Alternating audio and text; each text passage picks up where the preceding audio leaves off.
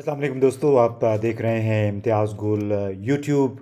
और हर तरफ शोर व गौगा है, चर्चा है तहरीक अदम एतमाद का। और इसी हवाले से सुप्रीम कोर्ट में एक सदारती रेफरेंस पे बहस मुबाहिसा भी जारी है। हमारा आज का मौजू यही है, लेकिन इससे पहले कि हम इसकी तफसील में जाएं, आप हमारे इस चैनल को व्यू भी करें, दूसरे दोस्तों के साथ शेयर भी करें और उनसे इसको सब्सक्राइब करने की दरख्वास्त भी ज़रूर करें।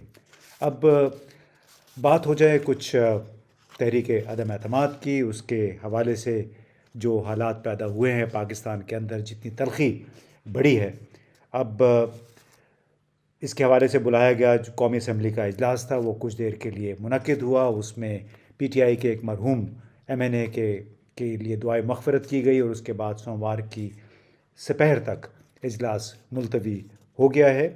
अब हस्ब मामूल अपोजिशन ने इजलास के बाद अपोजिशन का नुक्ता नज़र दोबारा दोहराया और PTI पे और स्पीकर कौमी असम्बली असद कैसर साहब पे ताबड़तोड़ हमले किए और उन्हें PTI की टाइगर फोर्स का मुलाजिम तक का करार दे दिया। और हस्ब मामूल उनकी बहुत सारी शिकायतें थी। उनका ये कहना था कि स्पीकर कौमी असम्बली जानिबदार नहीं रहे, बल्कि मुकम्मल तौर पे PTI के हक़ में इक़दामात कर रहे हैं। दूसरी तरफ वज़ीर आज़म इमरान ख़ान अपने मौक़िफ़ पे डटे हुए हैं और उसी धूम धड़के से आज उन्होंने मानसेरा में एक बड़े जलसे से ख़िताब किया और उसमें अपोजिशन के ख़िलाफ़ उन्होंने अपना जो दिल की भड़ास है एक बार फिर निकाली।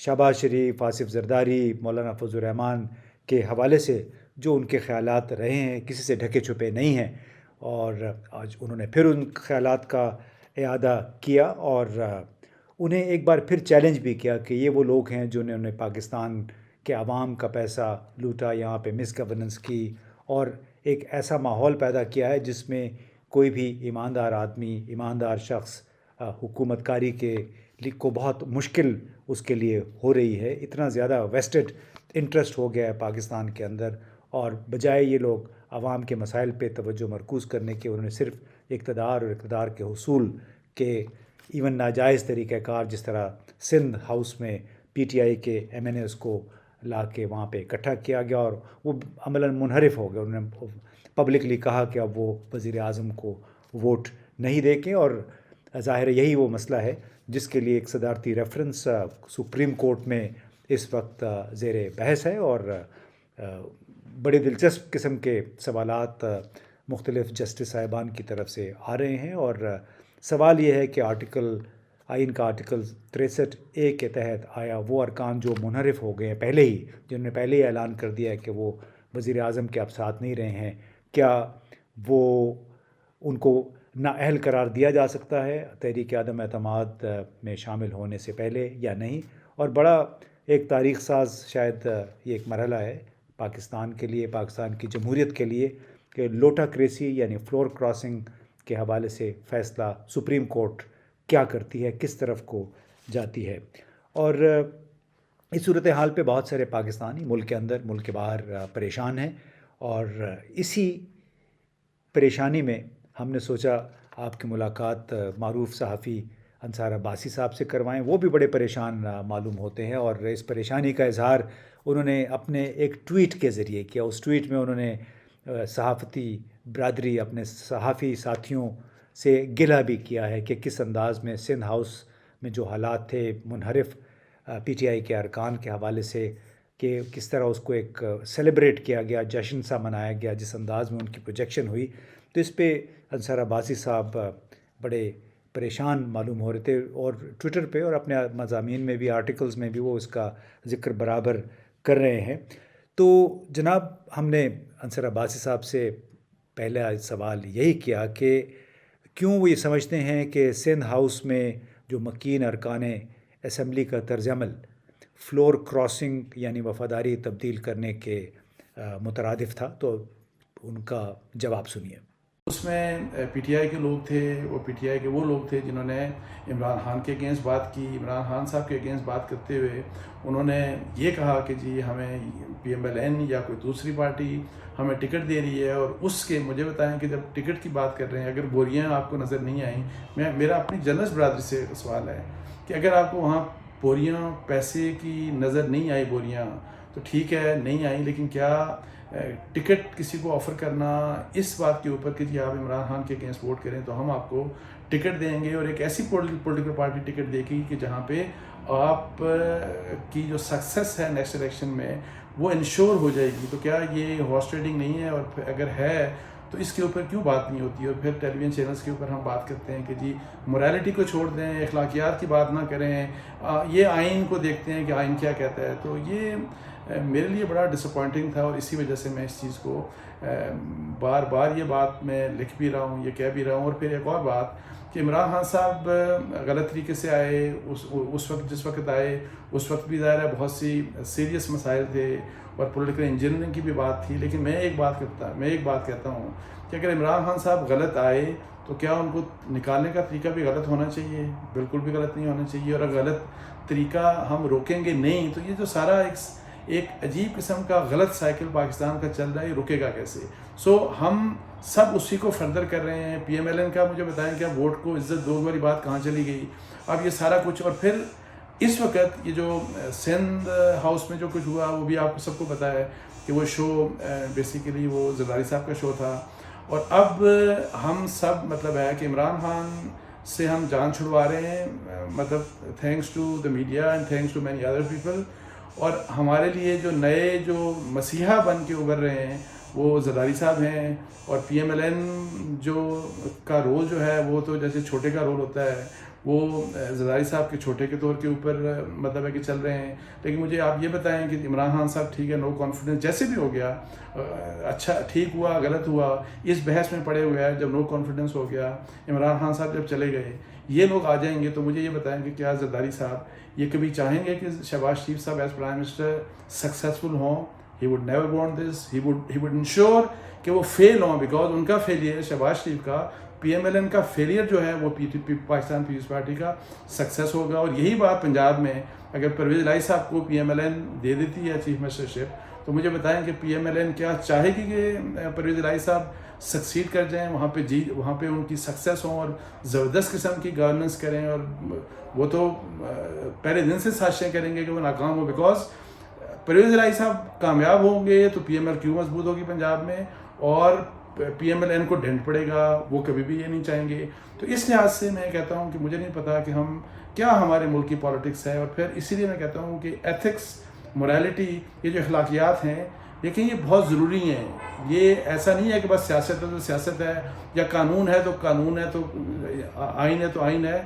اصل چیز یہ ہے کہ اخلاقیات بہت ہی ضروری ہیں. اور اگر اخلاقیات ہم بھول جائیں گے تو پھر جھوٹ، فراڈ، دھوکہ دے، یہ سب کچھ اس کے بارے میں تو کچھ بھی آئین میں نہیں لکھا ہوا.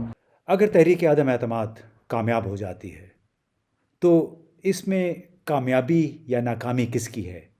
اپوزیشن کی یا پاکستان کی؟ نقصان کس کا ہے جس انداز میں یہ تحریک عدم اعتماد لانے کی کوشش کی گئی ہے؟ تو دیکھیے انصار عباسی کیا کہتے ہیں.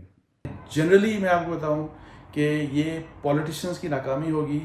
عمران خان صاحب کو جتنی گولڈن اپرچونٹی ملی تھی، مطلب ہے ان کو تو جس قسم کی اسٹیبلشمنٹ کی سپورٹ تھی اور جس طرح کے حالات تھے، تو اگر وہ ویسے غصہ اور ضد نہ کرتے اور یہ چیزیں سب اپنی کنٹرول کرتے تو میرا خیال ہے کہ بیسٹ رول پاکستان کی ہسٹری میں ہوتا اور بہت کچھ کر سکتے تھے. کوآپریشن کرتے آپ اپوزیشن کے ساتھ، ظاہر ہے وہ بھی اسٹیک ہولڈرز ہیں.